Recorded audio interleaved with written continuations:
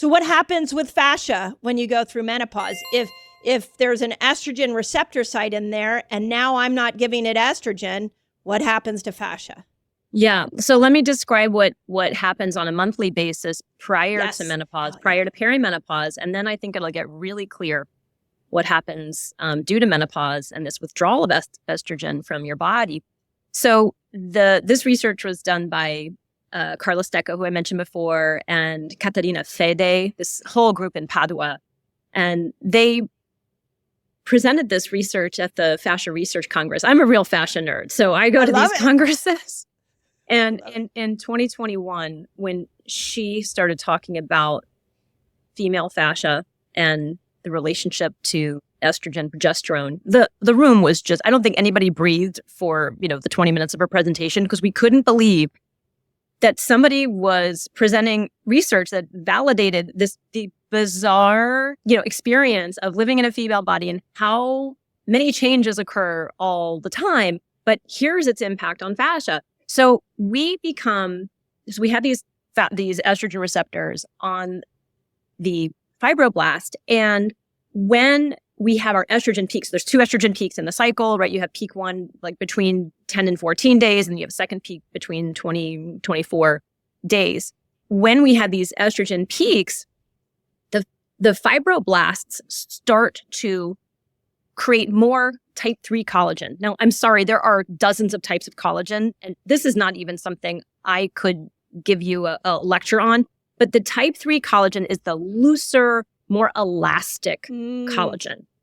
Okay. And it starts to get rid of or eat away type 1 collagen. Type 1 is the firmer, stronger, tighter, more rigid collagen. So as you start to peak at days 10 to 14 during ovulation, your fascial body becomes looser. It becomes more open. It becomes more flexible. You are less rigid. And so in that looseness, that might sound really good if you're like a stiff person, but it makes you accident and injury prone. Especially, if you're like a female soccer player and, this is when we're at higher risk of having these connective tissue or ligament strains. Yeah. And then the second peak at that 20 to 24 day mark, again, there's an increase in estrogen in the system. We become, again, hyper flexible in our connective tissues. And this is like not an overnight thing. This is like a progressive thing. And then it wanes again and those looser connective tissues are then cannibalized by the fibroblasts and they replace them with type 1. So we have this constant shifting of loose, stiff. And it's helpful to know, especially if you're extra estrogen sensitive, especially if you're somebody who suffers great pains, right before period at that second surge. I think it's really helpful to know, well, maybe I shouldn't be lifting super heavy on those days. I can lift, I can walk, but I maybe not want to try my PR during those days just because of that extra extensibility of the tissues. So one thing that I've looked at when we look at working out for the cycle is I think there's a lot of conversation right now about how important building muscle is for women in general, but especially for women as they go through menopause or perimenopause. So let's use perimenopause as an example. If I'm in ovulation, yes, I'm more flexible according to the theory that you just gave, but maybe then I could do higher weights in a slower motion. I'm thinking more like HIIT training where you're jumping or you're doing very quick reps. That actually is going to be more challenging during these peaks of estrogen. So would you say, given you become more flexible, that a workout just needs to be slower and not jeopardizing your ability to have a quick turn of the ankle or a quick pull of the tendon because you are more flexible during that time? Yeah, I would say that during those times, doing long-held static stretches, like within a yoga class, that is where you might actually be at more risk because you're so extra stretchy that you could end up deforming those connective tissue junctions because you're so extra stretchy. So it's like, I like what you're saying about the weight training.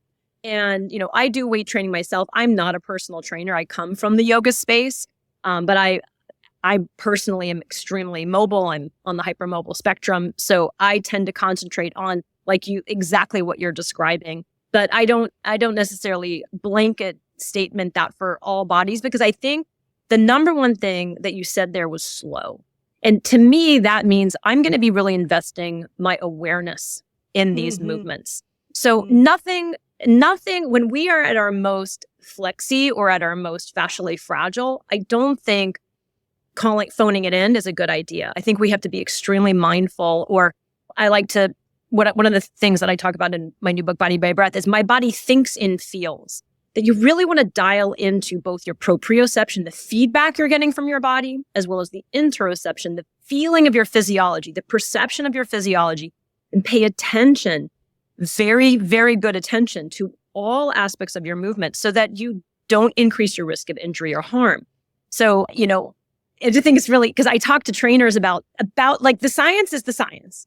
So your interpretation of that and how you implement it is really, I think there's so many different possibilities, but I think the best thing that we can do is increase our awareness, like to know that is, probable that our fascial tissues are more elastic during those times. So make of it what you will, depending on your primary body type in the first place. Yeah. So go ahead. Yeah. So if you were going to customize, and I know, again, I think it's, you're not a personal trainer, but you have this great yoga background. If you were to customize a change of workout when estrogen peaks, what would you tell us to do? I would tell you to engage in slower, more mindful movements. I wouldn't necessarily decrease the load, but I would not go for max reps, and I would not go for PRs. Okay. So, because the other problem that I think a lot of women have, especially athletic women, is we've learned to override pain in our body when we're working out. So I'm envisioning, when I was a menstruating woman, I was envisioning, like, would I have the intuitive sense to know this isn't good for my joints? Because when you're lifting weights, it hurts. It's not fun, at least, and if you're pushing it, it's hard. So how do you know what's good pushing and what's dangerous pushing during those times? Yeah, and unfortunately, you don't always know until tomorrow or the day after tomorrow. Yeah, right. Because of delayed onset, which, by the way, is not happening in the muscle. Delayed onset muscle soreness is actually delayed onset fascial soreness. This is the sensory neurons within the fascial tissues, because the muscles repair very quickly. They have a 24-hour cycle, but fascia has a 48 to 72-hour repair cycle. So some of that inflammation, the inflammation that we're experiencing, this engorgement, is that the time that for the fascial repair is taking longer than the muscle. And so you may not know if you've overdone it. I mean, frequently we don't know that we've overdone it until the next day anyway. But by the third day, you're still unable to go down the stairs. You probably overdid it. And then what day of your cycle was that? So that's really interesting, because one of the things I noticed as I went through perimenopause was extreme soreness. And I didn't know, again, I've been an athlete my whole life. I was a competitive tennis player in my college years. Like, I was shocked that the workouts I had been doing on a semi-regular basis, all of a sudden now were giving me 3 to 4 day sorenesses. Yeah. So that, I never could figure that out. I was like, is it testosterone decrease? What's causing this soreness? What I'm hearing you say is it was probably too much strain on the fascia, which would make sense during the perimenopausal years, because estrogen goes really high and then she goes really low on, all the time, like a roller coaster ride. So we can use how long soreness is hanging out to help us understand if we are now injuring fascia, not building muscle. Absolutely. I think that is your code, and it's your body's way of speaking to you. And so one of the ways we address it in the work that I do is through self-myofascial release. So we will use gentle friction using soft, pliable tools to induce the fascia sites, I'd mentioned these cells, to spurt out hyaluronan to increase glide, where glide is now glommy or agglomerated due to the repair process, or just frankly from tearing and scarring and getting matted down.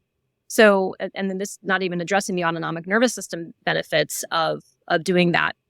But also, here's another thought for you, which is that Perimenopause is so challenging. I'm in perimenopause right now, and it's Yeah. like, oh, 2 months, no period. And then, oh my gosh, I'm hemorrhaging Yes. for a week. This is Right. really Yes. fascinating. It's It's so unpredictable. But when I was talking about the sensitivity of fibroblast to estrogen, what happens when the estrogen starts to recede is your fibroblasts aren't being sensitized. They're not being told estrogen is around.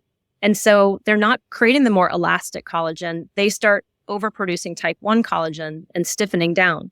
So they start making your whole body stiffer. And this is one of the chief complaints of women who have gone through perimenopause and are now in menopause, is that their joints feel stiff. They feel achy. They don't have as much mobility anymore. And that is that one of the reasons is because that type 1 collagen is now the dominant fiber that is helping hold them together. Because you because you're not getting estradiol. So your estrogen's gone down. So now stiffness has kicked in. So what do we do for that woman, and how do we help that woman? Well, first, definitely consider, I'm not a prescriber, but I definitely am staying in touch with my medical team, because I really believe in my hormone patch has been extremely helpful for me, especially with my cognitive function. But my plan is to maintain some level of estrogen as well as a lot of movement.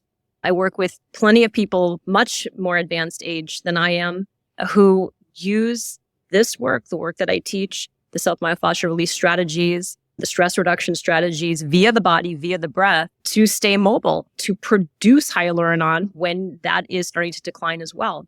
So we want to make sure that we massage the tissues, we address the joints, we create friction, very specific friction in different zones, so that your muscles can continue to contract as much as they can and lengthen as much as they can, because they live inside your fascia. If your fascia is stiff, if it's agglomerated, if it's congested, if it's bound up, your muscles aren't going to get any stronger. They're just going to get the squeeze by your stiffening connective tissue. So it's important that we stay mobile.